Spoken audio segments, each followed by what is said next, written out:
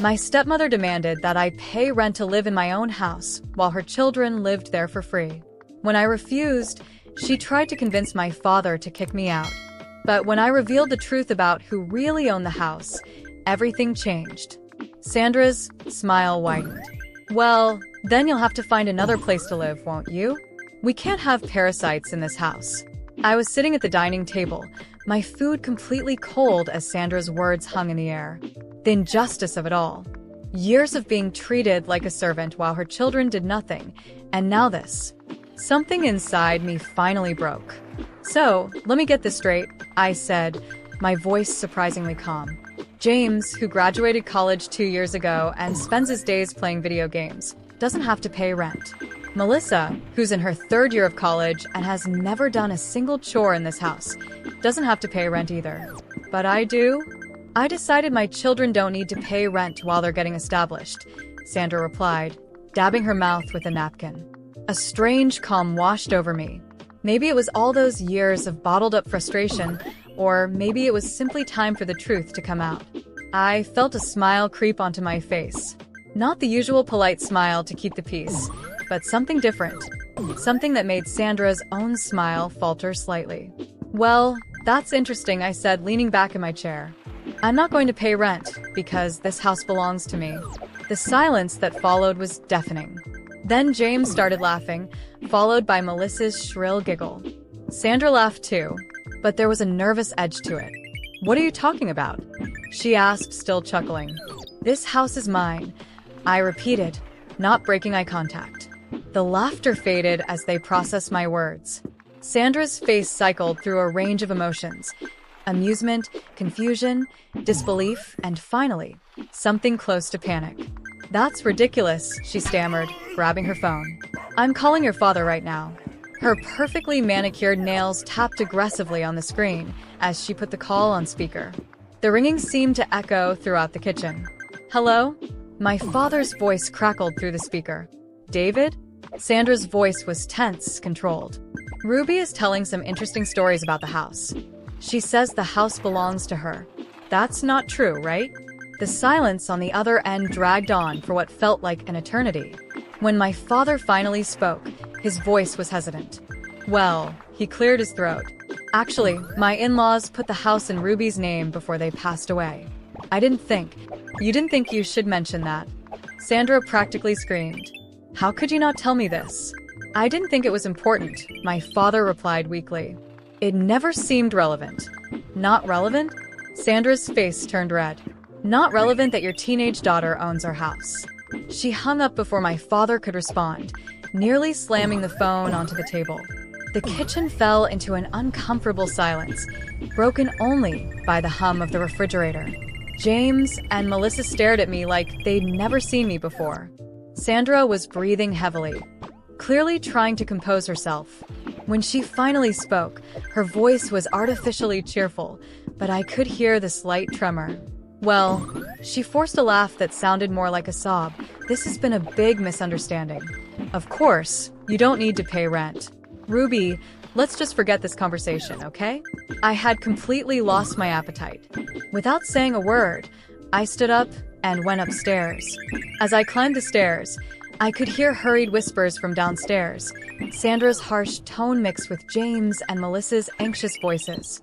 By 6 the next morning, I was already awake, staring at the ceiling, thinking about how much had changed in just a few hours. Around 7, I heard movement downstairs, the familiar sound of Sandra making her morning coffee. I was about to go down for breakfast when I heard her voice. David, you need to do something about this situation, she said, her voice low but intense. Your daughter can't, we just need to make her leave. I froze on the stairs, holding my breath. I know the house is hers, David, Sandra continued, frustration clear in her voice. But she's making things difficult. She doesn't fit here anymore. She's becoming a problem. There was a pause. Even from where I was, I could sense my father's hesitation. But, Sandra, it's her house. I can't just kick her out. No one's talking about kicking her out. Sandra's voice turned sweet, that syrupy tone she used to manipulate. We just need to steer her in the right direction. What about those out-of-state colleges she applied to? You could encourage her to go to one of them. Tell her it'd be good for her independence. My stomach twisted when I heard my father's reluctant reply. Maybe you're right, he said slowly. I'll talk to her about moving out for college. It might be better for everyone. I waited until Sandra ended the call. Then I calmly walked into the kitchen, keeping my face neutral. I started pouring myself a bowl of cereal, pretending I hadn't heard anything. James and Melissa came in shortly after, both looking uncomfortable. Sandra was the last to enter, still holding the phone in her hand. Good morning, everyone, she chirped, as if nothing had happened the night before. We all sat down. The only sounds were the crunching of cereal and the occasional clink of spoons against bowls. Then, as casually as if I were commenting on the weather, I said, "Oh, and starting next month, all of you will have to start paying rent. Oh, and starting next month, all of you will have to start paying rent." For a moment, the silence in the kitchen was so heavy I could hear the ticking of the clock on the wall. Sandra stared at me as if I had spoken in a foreign language. James and Melissa froze with their spoons midair, eyes wide, exchanging nervous glances.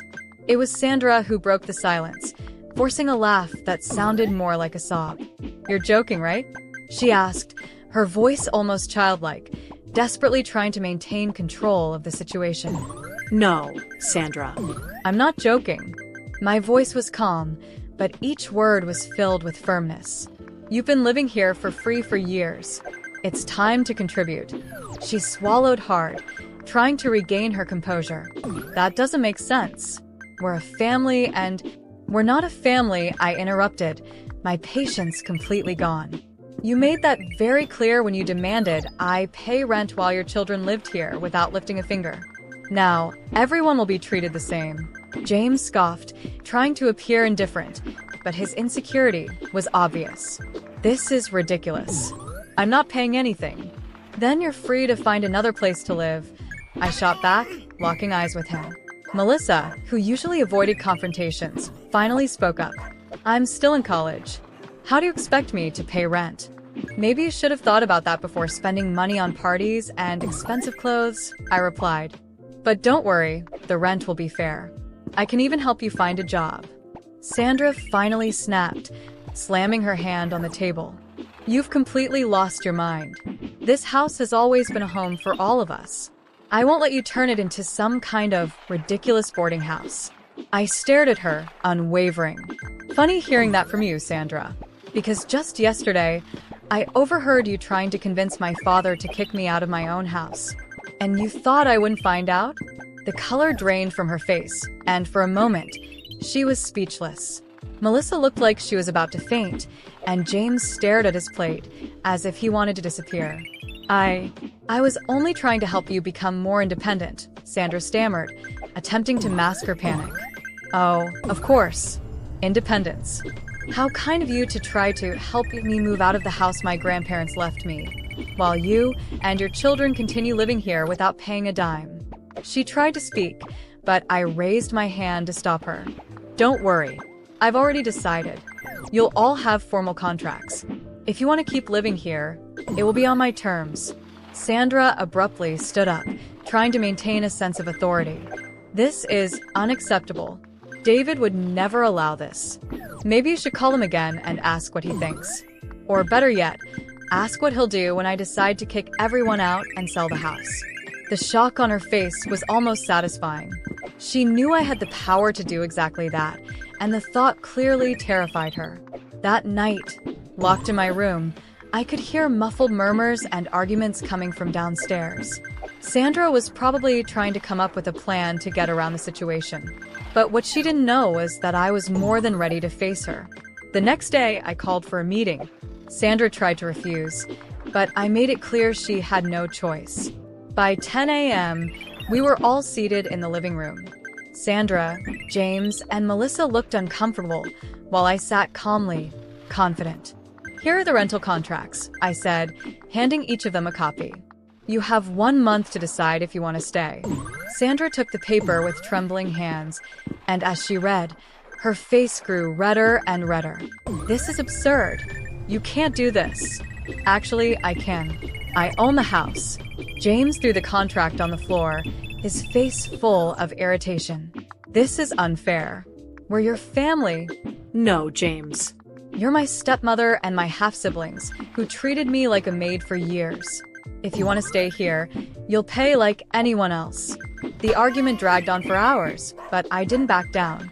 In the end, I made it clear there was no room for negotiation. Sandra finally realized she had no way out, but before leaving the room, she took one last shot. You'll never have your father's support after this. I smiled, tired but firm. We'll see. In the following days, she tried everything, manipulating my father, creating tension in the house, even trying to turn James and Melissa against me. But nothing worked. They all signed the contract, and the first payment came the next month. The truth is, after years of being overlooked, I was finally in control. And for the first time, I didn't care what they thought. I had the house, the power, and most importantly, my peace of mind. They could deal with the reality now. The months went by, and the pressure inside that house only grew stronger. At first, Sandra, James, and Melissa tried to act as if nothing was happening. They reluctantly paid the first month of rent, as if they believed I would soon change my mind. But I didn't. The payments started getting delayed. First by a few days, then weeks.